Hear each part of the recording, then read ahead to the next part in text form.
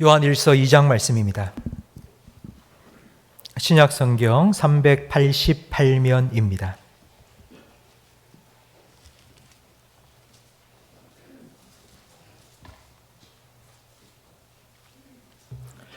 요한일서 2장 1절부터 6절까지 저와 성도님들 한 절씩 번갈아가며 읽겠습니다.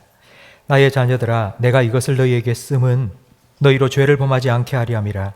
만일 누가 죄를 범하여도 아버지 앞에서 우리에게 대언자가 있으니 곧 의로우신 예수 그리스도시라. 그는 우리 죄를 위한 화목제물이니 우리만 위할 뿐 아니요 온 세상의 죄를 위하심이라. 우리가 그의 계명을 지키면 이로써 우리가 그를 아는 줄로 알 것이요 그를 아노라 하고 그의 계명을 지키지 아니하는 자는 거짓말하는 자요 진리가 그 속에 있지 아니하되. 누구든지 그의 말씀을 지키는 자는 하나님의 사랑이 참으로 그 속에서 온전하게 되었나니 이로써 우리가 그의 안에 있는 줄을 아노라. 그의 안에 산다고 하는 자는 그가 행하시는 대로 자기도 행할지니라. 아멘. 우리 좌우에 계신 분과 인사 나누겠습니다. 잘 오셨습니다. 은혜 많이 받으세요. 남녀 7세 부동석이라는 옛말이 있습니다. 요즘은 이 말이 뒤집어진 것 같습니다. 남녀 7세 부동석이 아니고 지남철.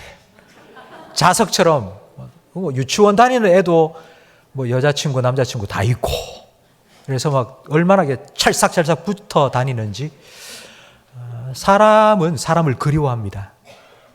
7살부터 너무 딱 붙어 있으니까 남녀 7세 부동석이라는 말을 만든 것 같습니다.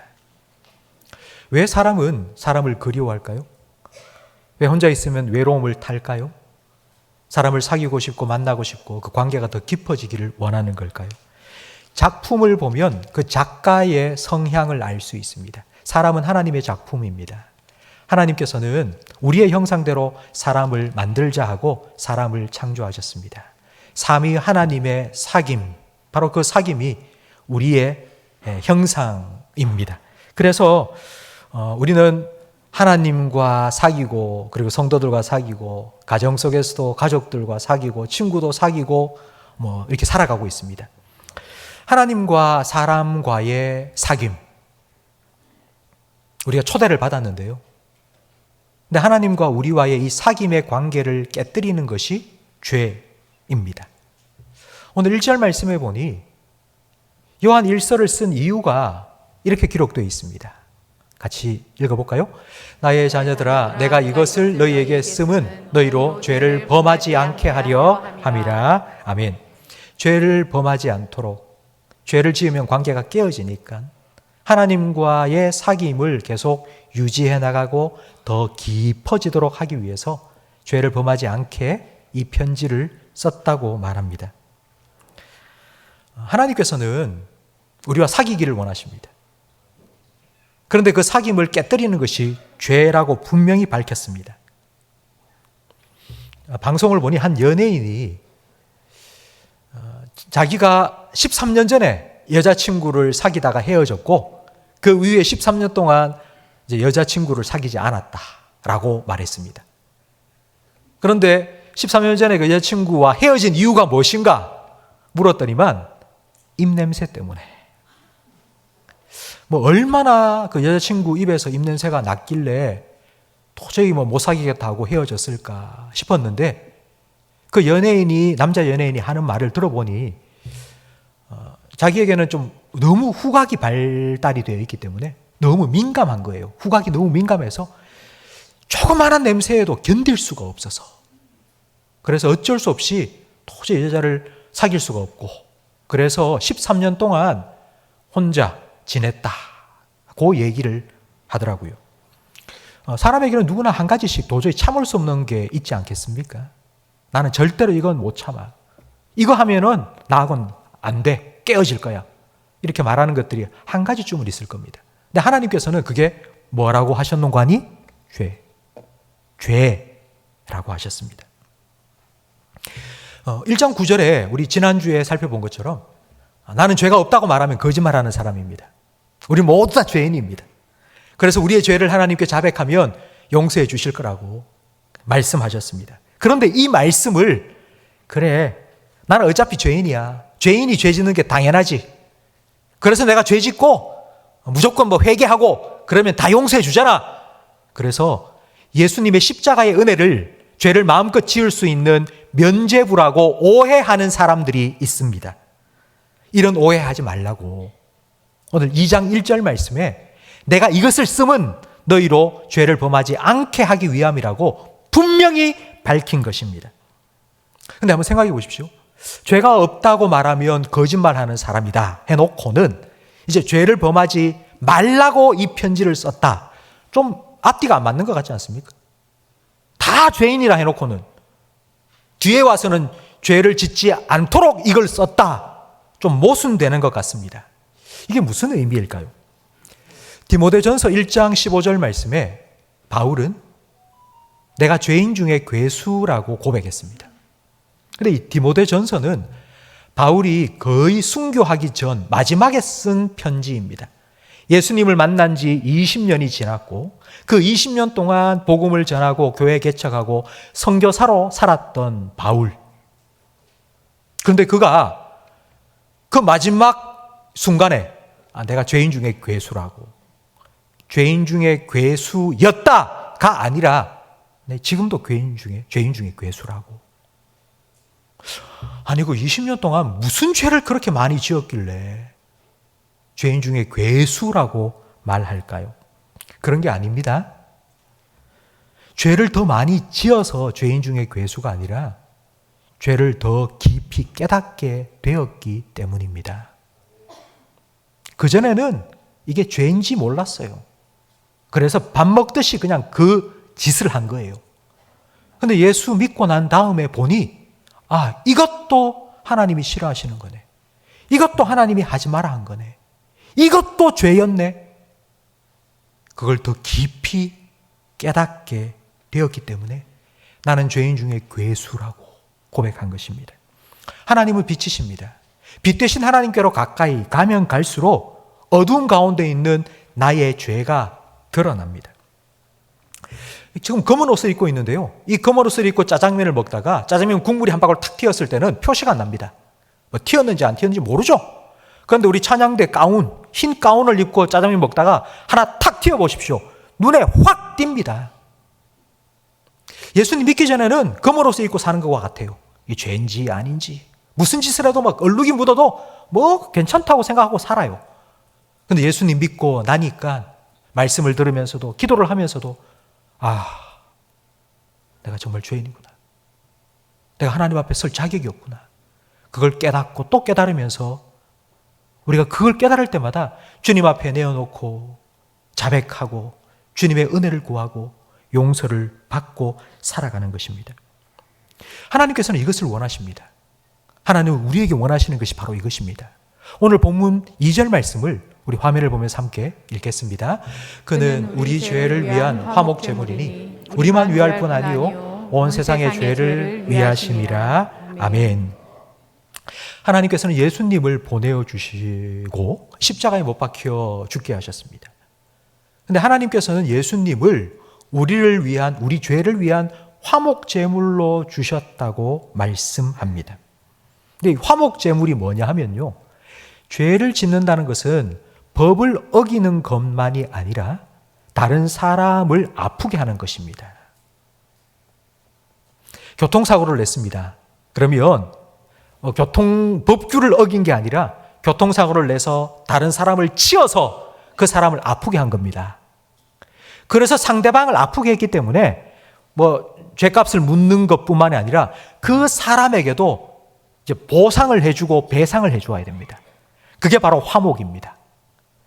그러니까 하나님께서는 죄 지은 우리를 위해서 예수님을 화목 제물로 주셨어요. 화목 제사를 드리고 나면 그 제물을 죄 지은 사람과 그 죄의 피해자가 된 사람 다 함께 나누어 먹으면서 야, 우리 사이좋게 지내자. 내가 정말 잘못했어. 나 용서해줘. 우리 관계 회복하자. 다시 옛날처럼 잘 지내자. 이게 화목입니다. 하나님께서는 예수님을 그런 화목 제물로 우리를 위해 보내어 주신 거예요. 그래서 우리와 함께 화목 제물을 나누어 먹듯이 하나님과의 관계가 회복되고 다시 하나님 안에서 살아갈 수 있도록 다시 사귐이 회복되도록 하신 겁니다. 이것이 하나님이 원하시는 겁니다. 여러분에게 원하시는 겁니다. 하나님께서 원하시는 건 다시 관계를 회복하고 하나님과 더 깊은 사귐 속에 우리가 들어가기를 원하십니다. 이것이 하나님이 원하신다는 것을, 이것이 하나님의 원하시는 것이라는 것을 알았다면 이제 분명해지죠?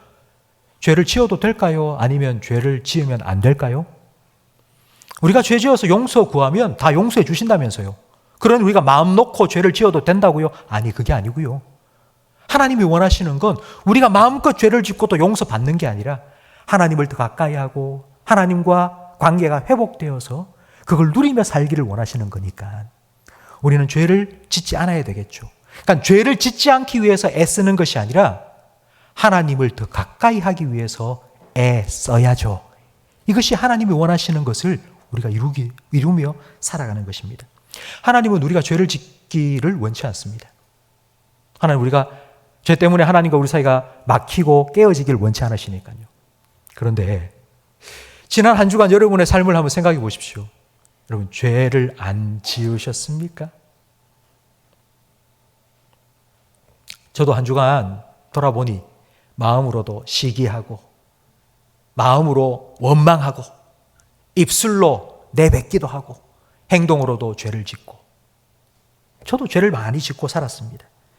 하나님은 죄 짓는 것을 원치 않으시는데 왜 우리는 자꾸 죄를 짓는 걸까요? 우리가 죄 짓도록 만드는 무언가가 있기 때문입니다. 그게 뭔지 우리 인류 최초의 죄를 보면 알 수 있습니다. 창세기 3장에 보면 아담과 하와가 뱀의 유혹을 받아 하나님 먹지 말라 하신 선악과를 따먹는 인류 최초의 범죄의 장면이 기록되어 있습니다. 바로 뱀, 사탄 때문에 우리는 자꾸 죄를 짓게 되는 것입니다. 사탄은 우리를 유혹해서 죄를 짓게 만듭니다. 그리고 우리도 자기처럼 불순종의 자식이 되게 만듭니다. 이렇게 우리가 죄를 자꾸 짓도록 만들어서 하나님과 사이가 멀어지고 깨어지게 만듭니다. 그래서 사탄이 원하는 건 이거예요. 사탄이 원하는 건 자기가 하나님이 되는 걸 원하는 게 아닙니다. 사탄은 우리가 하나님과 관계가 깨어져서 그것 때문에 하나님 마음이 너무 아프게 만들고 싶은 거예요. 하나님이 그걸 원하시니까 하나님이 원하시는 걸 못하도록 막고 깨트려서 하나님을 아프게 만드는 게 바로 사탄의 계획입니다.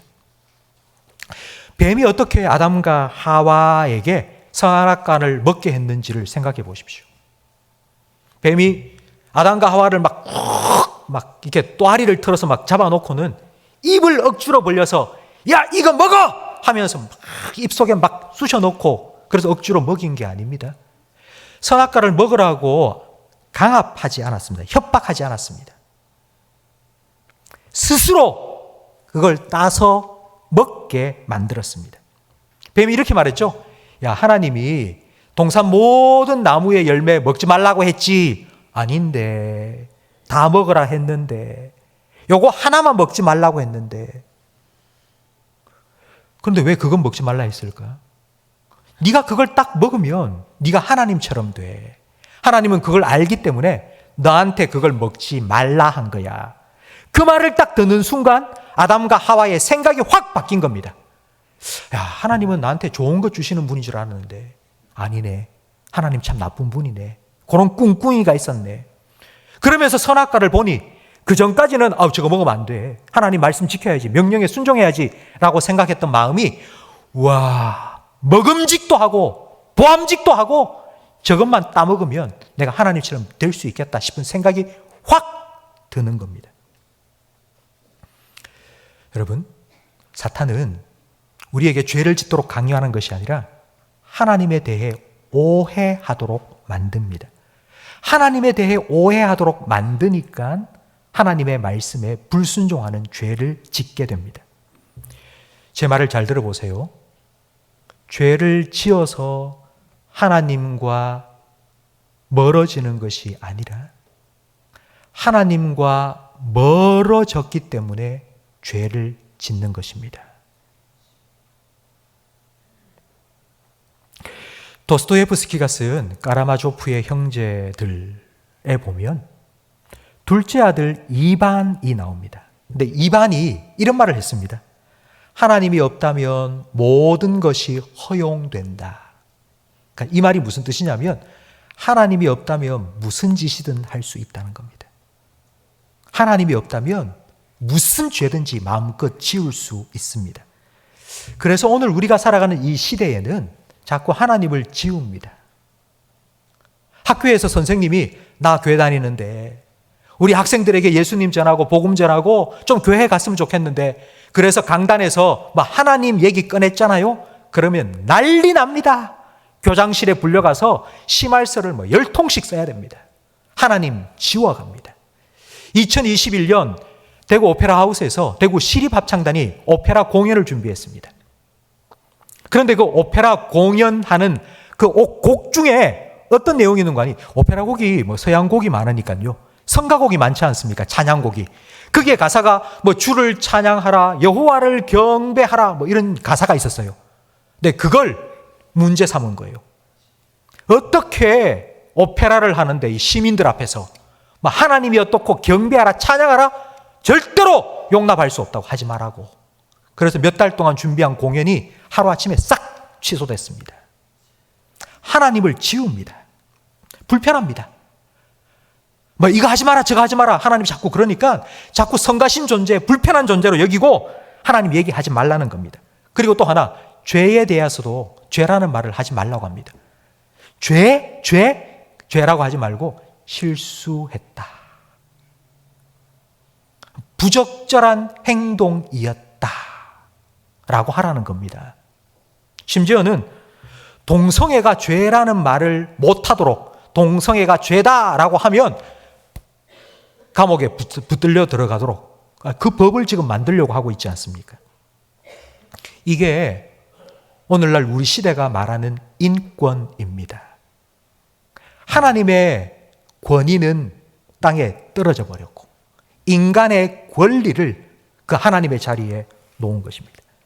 인권이라 이런 겁니다. 그러니까 내가 말이야, 내가 하고 싶은 건 내가 다 할 수 있는 권리를 가졌다고, 나는 그렇게 자유롭게 살아갈 권리가 있다는 겁니다. 이게 바로 선악과를 따먹은 인간의 모습입니다. 하나님께서 아담과 하와에게 먹지 말라고 한 나무 열매가 왜 선악을 알게 하는 나무의 열매일까요?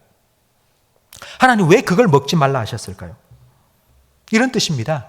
우리는 선악에 대해서 몰라도 된다는 뜻입니다. 선악은 하나님께서 정하십니다. 이건 선한 거고 이건 악한 거라고. 그러니 이건 하고 이건 하지 말라고 하나님께서 정하신 겁니다. 우리는 하나님께 순종하면 됩니다. 그런데 선악과를 딱 따먹는 순간 인간이 이렇게 말하는 겁니다. 내가 보기에 옳은 게 선한 거라고. 당신이 뭔데 이걸 하라 말아야 내가 하고 싶은 게 좋은 거고 내가 원하는 게 좋은 거고 나는 그거 할 자유가 있으니까 당신은 좀 가만히 있으라고. 선악과를 따먹은 인간은 이제 선과 악을 구별할 판단 기준도 내가, 그리고 그걸 할 자유도 나에게 있다고 생각합니다. 우리가 살아가는 이 시대는 죄를 부정하는 시대요, 죄를 권장하는 시대고, 심지어는 죄를 자랑하는 시대입니다. 죄를 짓고도요, 그걸 얼마나 자랑스럽게 떠벌리고 다니는지. 내가 이걸 했다고, 내가 이렇게 해가지고 돈을 벌었다고, 내가 이렇게 해가지고 성공했다고, 그걸 대놓고 떠벌리고 자랑하는 그런 시대가 되어갑니다. 이런 세상에 하나님께서는 하나님을 믿고 예수님을 믿고 살아가는 우리 그리스도인들에게 요구하시는 게 있습니다. 오늘날 우리에게 저와 여러분에게 하나님께서 요구하시는 것, 그것이 무엇인가 하면요, 저를 따라하시기 바랍니다. 순종.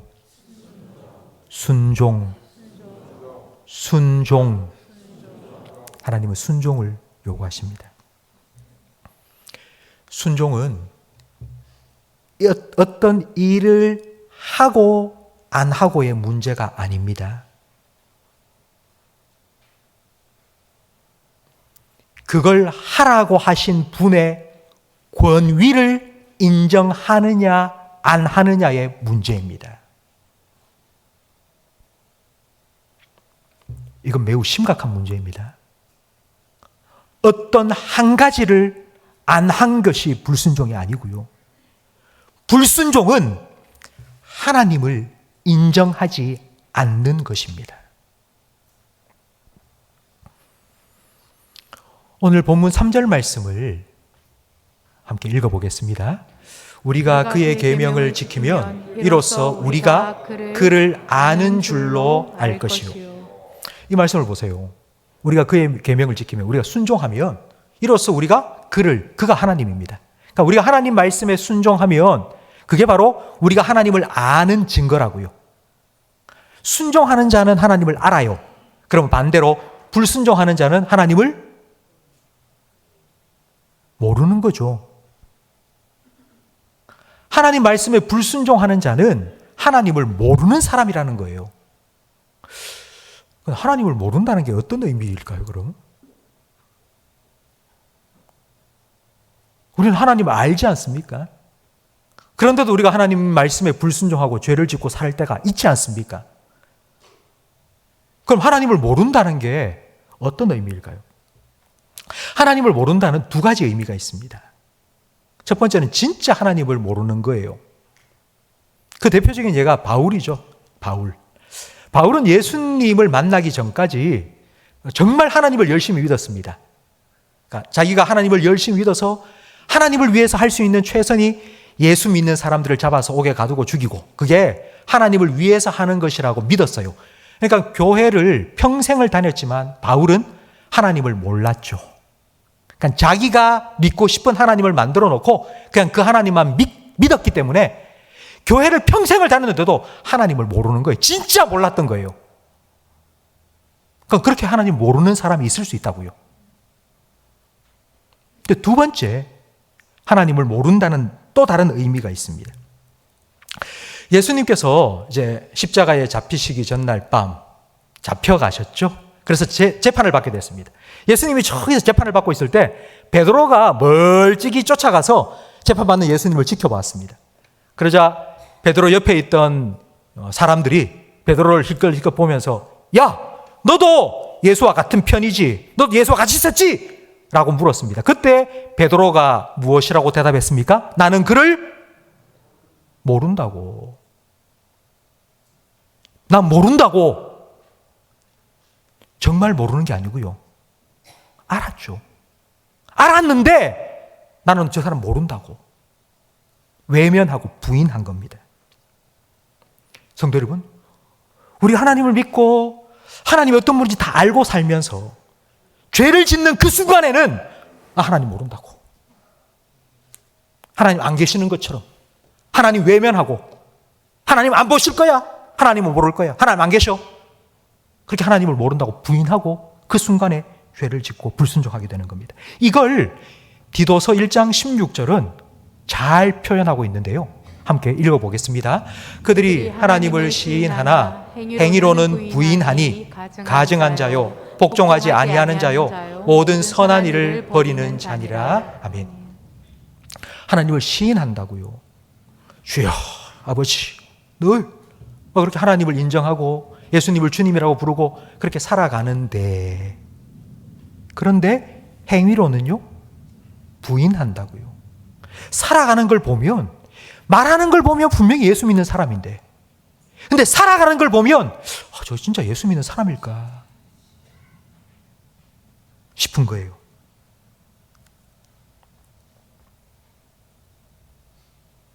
성도 여러분, 하나님께서는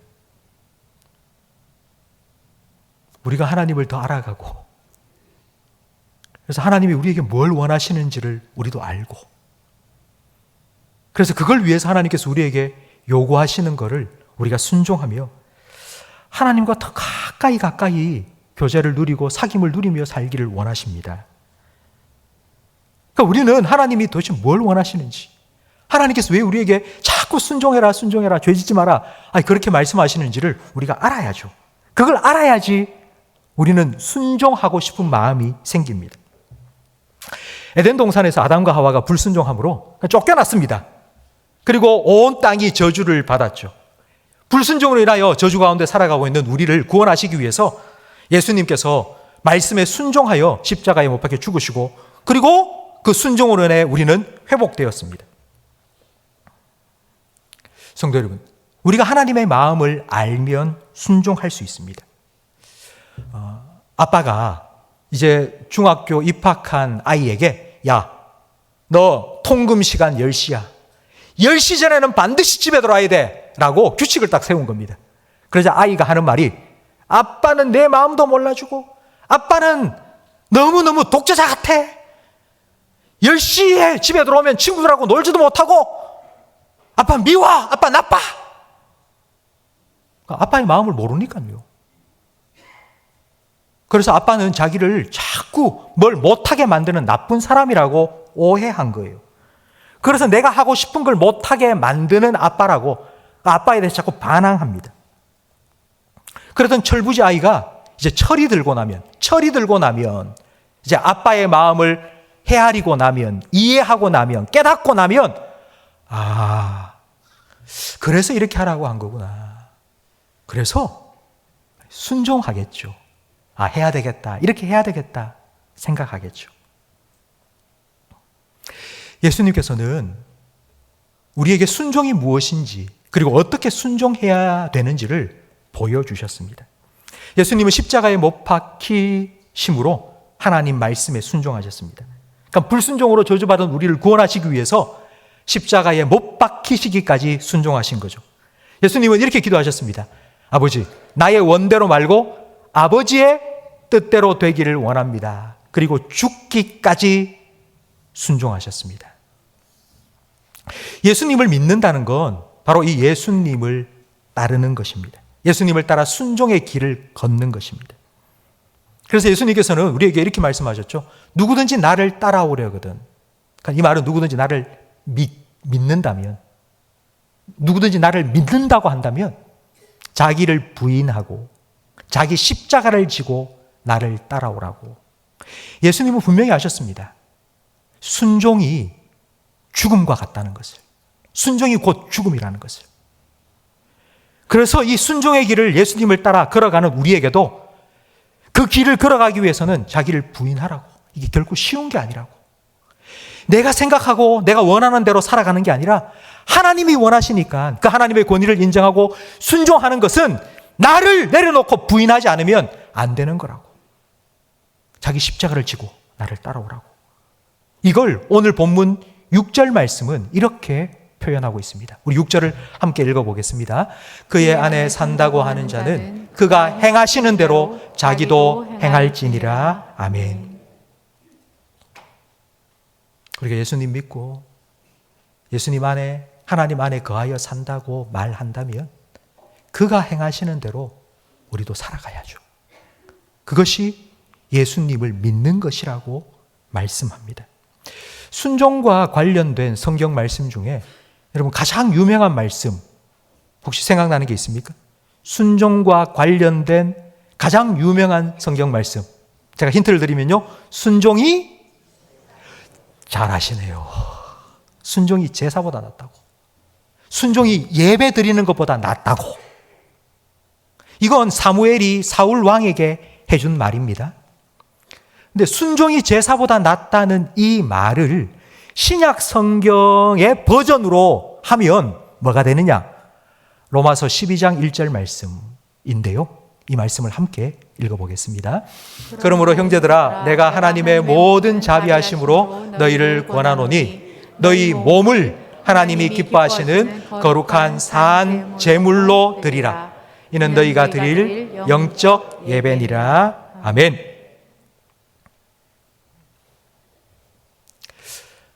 순종은 죽음입니다. 죽어서 드리는 게 제사인데요. 그런데 로마서 12장 1절 말씀에는 살아있는 제물로 드리라는 거예요. 뭐를 제물로 드리라고요? 뭐를? 우리의 뭐를? 우리의 몸을. 우리의 마음만이 아니고 우리의 몸을. 오늘 정말 은혜 받았어요. 내가 그렇게 살고 싶어요 라고 생각하는 게 아니고요. 그냥 우리의 마음에 그렇게 하고 싶어 라고 생각하는 것으로 끝나는 게 아니고요. 몸으로 순종하는 게 살아있는 제물이라고요. 그래서 순종이 제사를 드리는 것보다 낫다고요. 내 몸을 하나님의 말씀에 순종하여서 하나님께 드리는 것이 순종이라고요. 그게 순종의 제사라고요. 바로 이와 같은 제사를 드리라고. 그것이 하나님 믿고 하나님을 섬기는 것이라고 성경은 우리에게 말씀하고 있습니다. 하나님이 우리에게 말씀하십니다. 성도 여러분, 순종은 하나님의 권위를 인정하는 것입니다. 순종은 요 한 가지 일을 하고 안 하고의 문제가 아니고요. 순종은 그렇게 하라고 말씀하신 하나님을 인정하고 안 하느냐의 문제입니다. 우리가 하나님의 권위를 인정해서 순종한다면 그 순종하는 사람은 하나님의 권위 아래에 살아갑니다. 하나님의 권위 아래에 살아간다는 말은 하나님의 다스리심 안에, 하나님의 보호하심 아래, 하나님의 인도하심 아래 살아간다는 뜻입니다. 그래서 하나님께서는 우리에게 순종을 원하시는 거예요. 순종해라. 내 권위 아래 들어와라. 내가 너의 왕이 되어주옵소서. 그래서 너의 삶을 내가 지켜줄게. 내가 너의 왕이 되어서 하나님의 나라가 네 삶 가운데 이루어지게 해줄게. 그래서 하나님께서 우리에게 순종을 요구하시는 겁니다. 예수님께서는 우리에게 주기도문을 가르쳐 주셨죠. 근데 주기도문에 보면 이렇게 기도하라고 가르쳐 주셨습니다. 나라가 임하게 해달라고. 나라가 어디에 임하게요? 어디에? 하나님의 나라가 임하게 해달라고 기도하라고 하셨는데 하나님의 나라가 어디에 임하도록 기도하는 거죠? 내 삶 가운데, 내 가정 가운데, 내가 살아가는 가운데 하나님 다스린 나라가 임하게 해달라고 기도하라고요. 예수님이 가르쳐 주신 거죠. 그리고 또 뜻이 하늘에서 이루어진 것처럼 어디에서도요? 땅에서도. 그 땅은 누가 사는 땅이죠? 내가 사는 땅요. 내가 발 디디고 살아가는 내가 사는 땅요. 내 가정요. 내 직장요. 내가 다니는 교회요. 하늘에서 하나님의 뜻이 이루어지듯이 내가 살아가는 내 가정에, 내 직장 속에, 그리고 내가 섬기는 교회 속에 하나님의 뜻이 이루어지게 해달라고요. 그럼 누구를 통해서요? 제가 일부 예배 때 이 질문을 드렸거든요. 그럼 하나님의 뜻이 하늘에서 이루어지는 것처럼 내가 살아가는 이 땅 가운데도 이루어지는 게 누구를 통해서 이루어지도록 기도하는 거냐 하니까 예수님 하더라고요. 예수님은 이미 다 이루어 주셨고요. 그걸 누구를 통해서 이루어 가시는 거예요? 나요, 나. 하나님의 나라가 내 삶 가운데 이루어지도록 하나님께서는 순종하라고 하신 거예요. 하나님의 뜻이 나를 통해서 내가 살아가고 있는 내 가정 속에, 우리 교회 가운데, 내가 다니는 직장 가운데 이루어지도록 하나님께서 순종하라고요. 하나님께서 우리에게 원하시는 것이 바로 그것입니다. 하나님의 뜻은 우리가 하나님 뜻에 순종함으로 하나님 더 가까이 하고 하나님과 더 깊은 사귐을 누리는 것입니다. 우리가 하나님 명령이라고 하면 지상 명령을 생각할 수 있습니다. 가장 큰 명령, 그건 바로 땅 끝까지 이르러 내 증인되라, 복음을 전해라, 그리고 내 제자 삼아라, 이게 가장 큰 명령 아니겠습니까? 그런데 생각해 보세요. 왜 그 명령을 우리에게 하셨을까요? 직접 하나님이 하시면 더 잘 될 텐데. 꿈속에서 팍 나타나셔가지고 너 하나님 믿어라, 예수 믿어라. 그러면 확확 바뀔 거 아닙니까? 뒤집어질 거 아닙니까? 하나님이 하시면 우리보다 훨씬 더 잘하실 수 있고요. 교회의 빈자리 하나님께서 우리 보고 전도하라 하지 말고 하나님이 직접 하시면 막 꽉꽉 채워줄 텐데 왜 그걸 우리한테 맡겨가지고 전도해라고, 선교하라고 왜 그 명령을 우리에게 주셨을까요? 땅끝까지 이르러 내 증인 되라, 볼지어다 내가 세상 끝날까지 너희와 항상 함께 있으리라고. 그 일을 통해서 하나님과 함께하고 하나님의 은혜와 능력을 구하고 하나님과 더 가까이 나아가도록 하나님께서는 그걸 우리에게 맡겨주신 겁니다. 성도 여러분, 하나님이 우리에게 원하시는 건 사역이 아니라 사귐입니다. 명심하십시오. 하나님은 돌을 들어서 쓰십니다. 내가 아니라도 하나님은 돌을 들어서 쓰실 수 있는 분입니다. 하나님은 하나님의 일을 이루실 겁니다. 그런데 왜 그 일에 나같이 부족하고 연약한 자를 부르셨을까요? 그 일을 통해서 하나님 더 가까이 하라고, 하나님 더 의지하라고, 하나님의 능력을 더 입으라고, 하나님과 더 깊은 사귐 속으로 들어오라고. 그래서 하나님께서 우리를 불러주신 것입니다. 성도 여러분, 여러분은 뭘 원하십니까? 여러분 뭘 원하십니까? 신앙생활 하시면서 여러분 하나님을 믿으시면서 여러분은 하나님께 뭘 원하십니까? 하나님이 우리에게 원하시는 것이 무엇인지 오늘 말씀을 통해서 우리가 들었죠? 그럼 여러분은 뭘 원하십니까?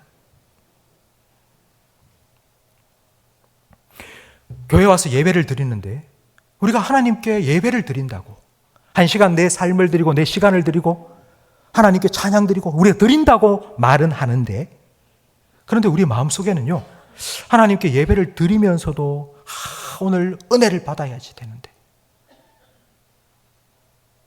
내가 받을 걸 생각하고 있지 않습니까? 기도는 하나님과 대화라고 잘 알고 있습니다. 기도는 하나님과 대화라고, 하나님과 교제하는 거고, 하나님과 사귐이라고. 그런데 그렇게 하나님과 대화를 나누면서도 우리 마음속에는 응답받아야 되는데, 이거 응답받아야 되는데, 이거. 주님을 위해서 내가 뭔가 섬긴다고, 봉사한다고, 헌신한다고 말하면서도, 주님을 위해서 내가 한다고 말하면서도, 요거 하고 나면은 복 받을 건데, 내가. 요만큼 하고 나면 하나님께서 이만한 복을 주실 건데, 우리는 자꾸 받을 걸 원하는 거예요. 더 받을 것, 더 받을 것, 더 받을 것. 하나님께서는 예수님을 주시면서 너와 나 사이에 막힌 죄의 담 다 물고 나하고 좀 친하게 지내자고, 나와 더 가까이 좀 지내자고, 더 깊은 사귐 속에 들어오라고, 그게 내가 원하는 거라고. 이렇게 하나님 자신을 나를 위해 내어주셨는데, 우리가 그 하나님의 마음을 안다면, 그 하나님 아버지의 마음을 안다면, 하나님, 저도 하나님께 좀 드리고 싶어요. 제 마음을, 제 시간을, 제 생명을. 진짜 하나님하고 같이 있는 이 시간, 내 생명의 한 조각인 이 시간을 내가 정말 하나님께 온전히 드리고 싶어요. 저도 하나님하고 같이 있는 게 너무 좋아요. 성도 여러분, 저는 여러분이 하나님을 더 알아가기를 간절히 바랍니다. 하나님을 오해하지 않기를 간절히 바랍니다. 신앙생활 하시면서 혹시라도 제가 여러분에게 잘못 설교하고 잘못 가르쳐서 하나님을 이상한 하나님으로 그렇게 알도록 만들까, 저는 정말 두렵고 또 조심합니다. 하나님이 어떤 분인지 여러분이 알아가셨으면 좋겠어요. 그래서 진짜 하나님을 생각하니까 너무 좋다고, 그 하나님이 너무너무나 좋다고, 이 고백이 여러분의 고백이 되기를 주님의 이름으로 축원합니다.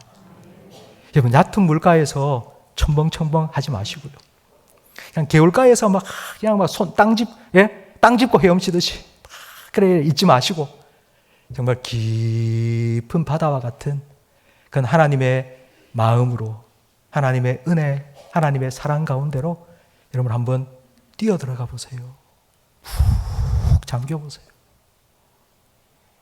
그 하나님을 알아가는 은혜가, 기쁨이 여러분에게 있기를 주님의 이름으로 축원합니다.